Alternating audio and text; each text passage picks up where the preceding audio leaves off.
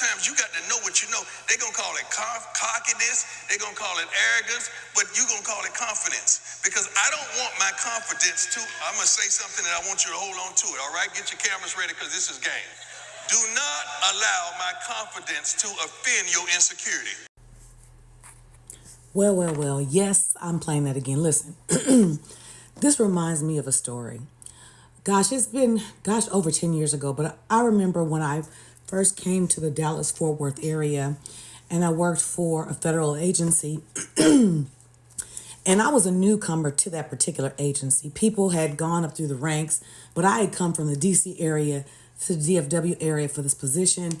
So I did not know what environment I was walking into.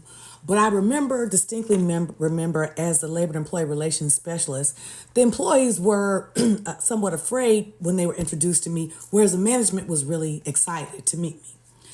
Well, little did I know that there was a leader. I'll just call her a leader. Let's call her Sandy. But at any rate, she had everybody scared of her.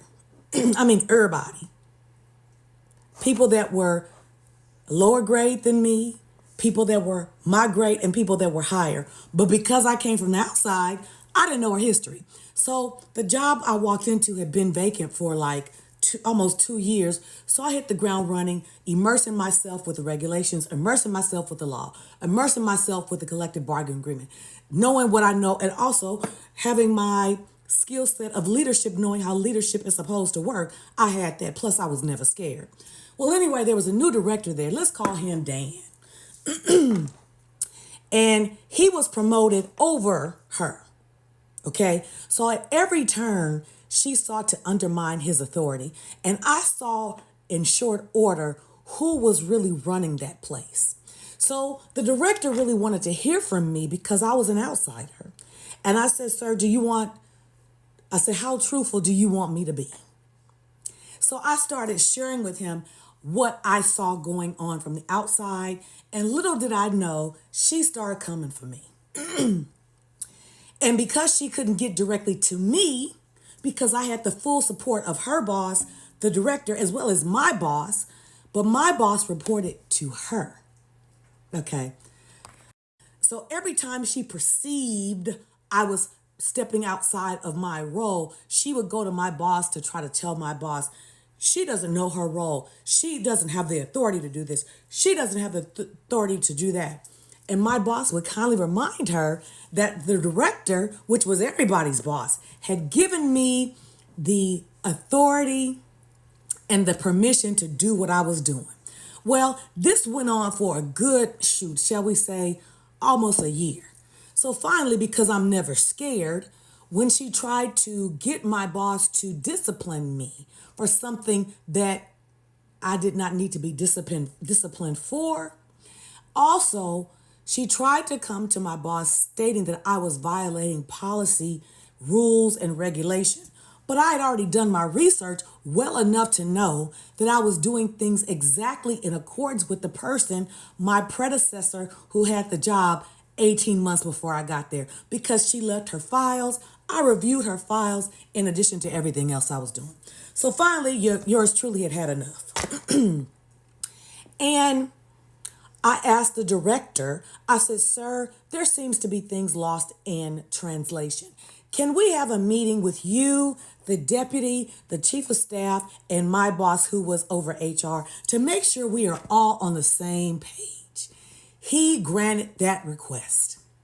So again, I'm the junior person in there, but I know what I'm supposed to be doing because I had the permission and authority given to me from my boss as well as director. So we're going through, and she's telling me in front of my boss all the things that I am supposedly doing wrong.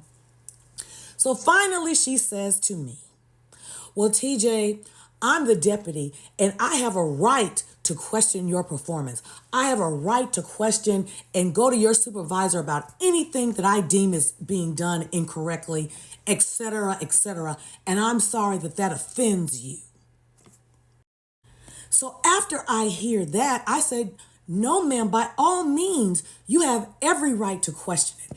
I said, but when I am doing everything that my boss has approved me to do, as well as the director, I'm doing things in accordance with the regulation and the law in the CBA. I'm doing things in accordance with the way that my predecessor did it, in the manner in which she did it, because I have have examples of what she did, the way she did it, et cetera, et cetera. I have a right to be confused by that. And because I'm confused by that, I have a right to ask questions. And I'm sorry that that offends you. I said, with all due respect, ma'am, I may not know this agency, but I know this, that, and the other. I'm smart, I'm confident, and I make no apologies for any of it. You could have heard a mouse shitting on cotton or pissing on cotton, because they all looked at me like, how dare you? So I get what Brother Dion is saying, because we the same age. And then several people came to me later and said, even the director at one point, he says, I think your confidence intimidates her. Now, mind you, at that time, she was 3 grades above me. So again, she let my confidence offend her insecurities. Those are my thoughts. What are yours? Take that with you. Oh, and one more thing. Several people have commented on the other video talking about, how Dion's mouth allowed his son to lose out on X, Y, and Z. And how you can tell he's a narcissist because he tells you how great he is. And my question is simply this. When Muhammad Ali told us that he was the greatest and could back it up, would that make him a narcissist too?